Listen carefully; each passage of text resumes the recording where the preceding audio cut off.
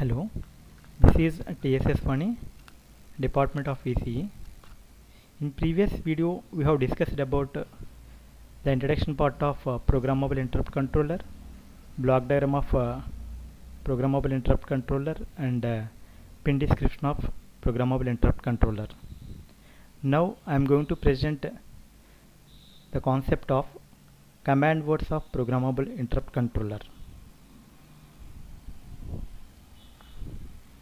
The command words of 8259 are classified into two categories. One is initialization command words and second one is operational command words. Initialization command words, simply we can call it as ICW, and operation command words, simply we can call it as OCW. This is called initialization sequence of 8259. Before it starts functioning, the 8259 must be initialized by writing 2 to 4 command words, that is ICW1, ICW2, ICW3 and ICW4 into the respective command word registers.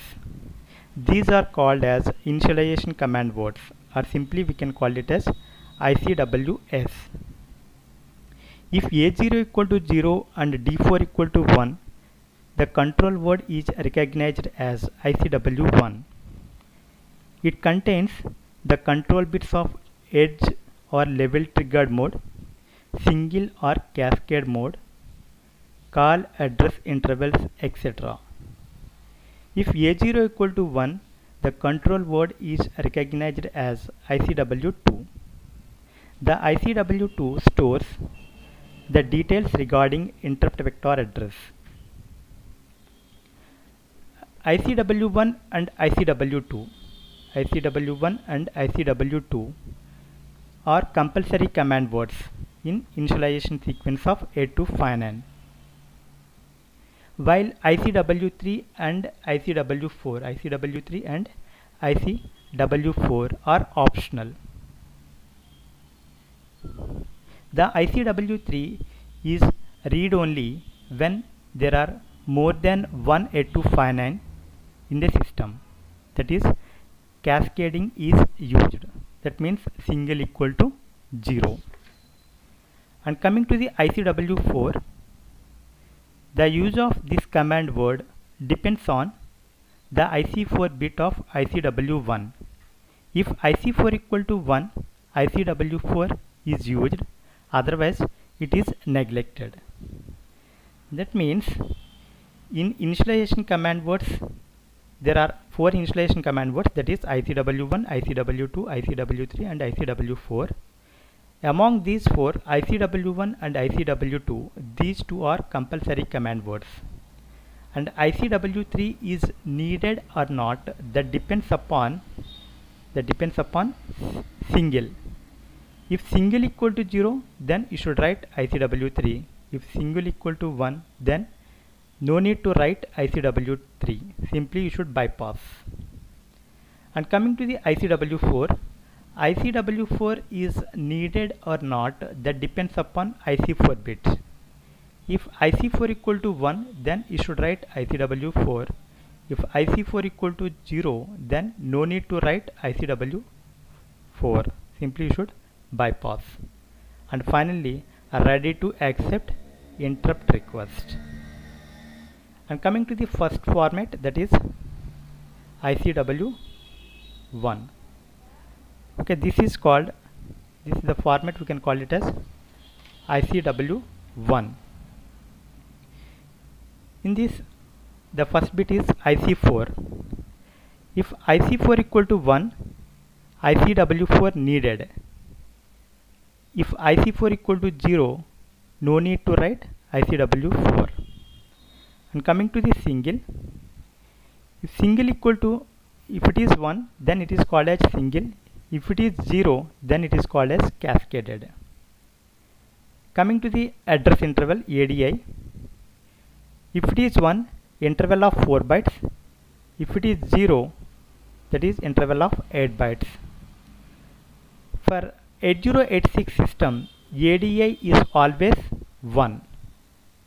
For 8086 system, ADI is always 1. That means interval of 4 bytes. And coming to the LTIM, if it is 1, that is level triggered. If it is 0, that is called edge triggered.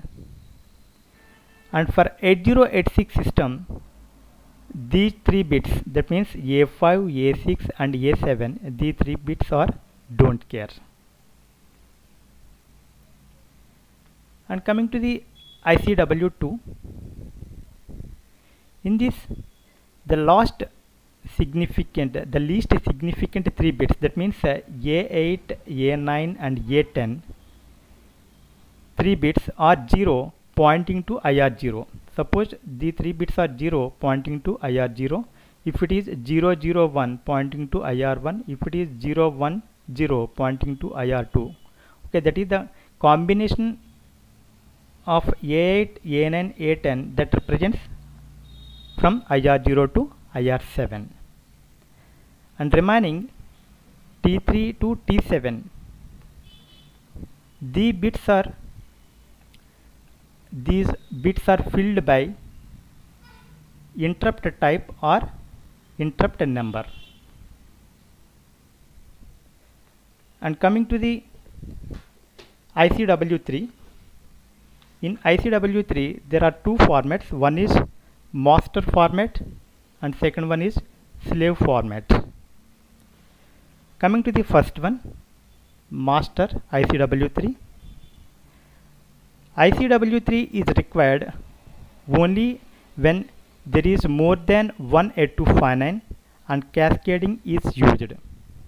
ICW3 is written using port 1 address of 8259. The format of ICW3 is different for master and slave of 8259s.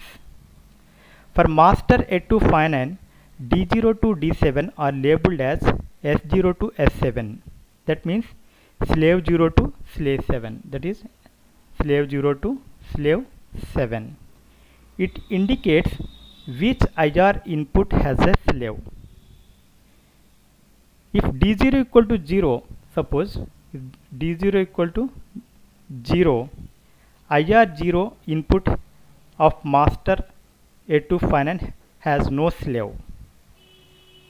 If D0 equal to 1, IR0 input of master 8259 has a slave. That means if D0 equal to 0, IR0 input of master 8259 has no slave. D0 equal to 1, IR input of master 8259 has a slave. Coming to the slave of ICW3, D0 to D2 are labeled as ID0 to ID2. That means identification. These 3 bits identify the slaves. D3 to D7 will always be 0. That is about ICW3. Coming to the ICW4, here D0 is always 1 for 8086 microprocessor. If it is 0, then it is for 8085 system. For 8086 system, the D0 always should be 1. Coming to the D1 is labeled as automatic end of interrupt. Simply we can call it as AEOI. D1 equal to 0 for normal end of interrupt, D1 equal to 1 for automatic end of interrupt.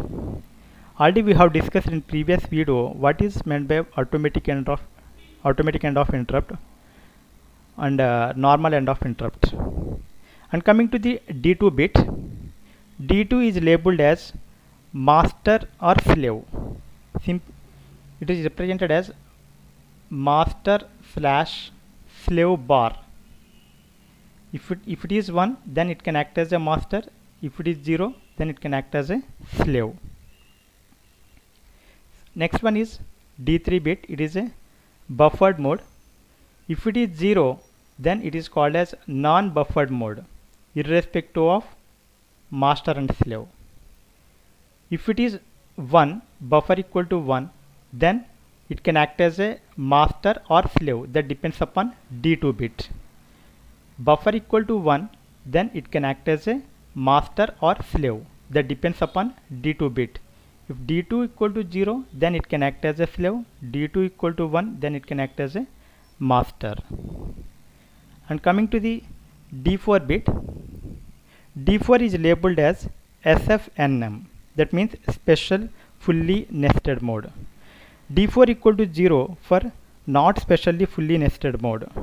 If D4 equal to 1 for specially fully nested mode.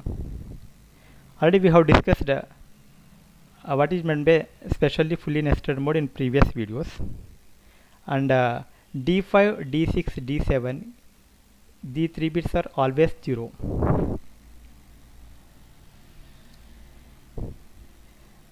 And coming to the operational command words.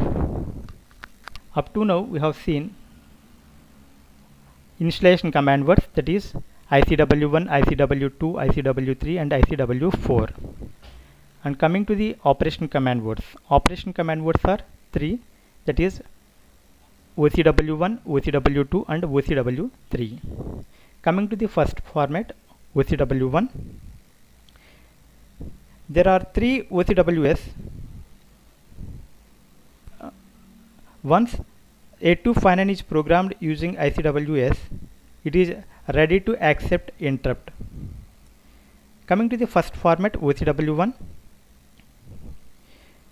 In OCW1 is written using port 1 address of A259. It is used to set and reset the mask bits in the interrupt mask register. D0 to D7, from D0 to D7 are labeled as M0 to M7, that means mask 0 to mask 7. D0 equal to 1 indicates that IR0 is masked or disabled. If D0 equal to 0 indicates IR0 is unmasked or enabled. D1 through D7 are for IR1 through IR7. OCW1 can be read by the CPU to know the mask status of each interrupt. Coming to the OCW2. OCW2 is written using port 2 address of A259. It is programmed only when automatic end of interrupt, simply we can call it as AEOI mode, is not selected in ICW4. It decides how to respond to an interrupt. It selects the appropriate priority modes and assign an IR level for those modes which requires a specific IR level. From D0 to D2 are labeled as L0 to L2. D0 to D2 are labeled as L0 to L2, that means level 0, level 1 and level 2. These 3 bits defines the one of the 8 interrupt levels to be acted upon. These bits are used only in specific rotation mode and specific end of interrupt command. Coming to the D3 and D4, it's always 0. And coming to the D5 bit, D5 is labeled as end of interrupt, and D5, D6 and D7 together will control rotate and end of interrupt modes, and their combination is given below. D6 is labeled as specific and D7 is labeled as rotation. Depends upon the combination available here. The interrupt may be either rotate, specific interrupt, specific end of interrupt or non-specific end of interrupt. That is about OCW2. And coming to the last format, OCW3.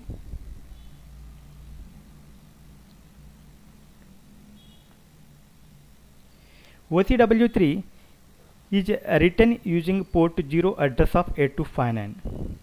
It selects the registers ISR or IRR to be read, enable or disable special mask mode and select poll modes. Here D0 bit RIS, that means read in service register or read interrupt registers.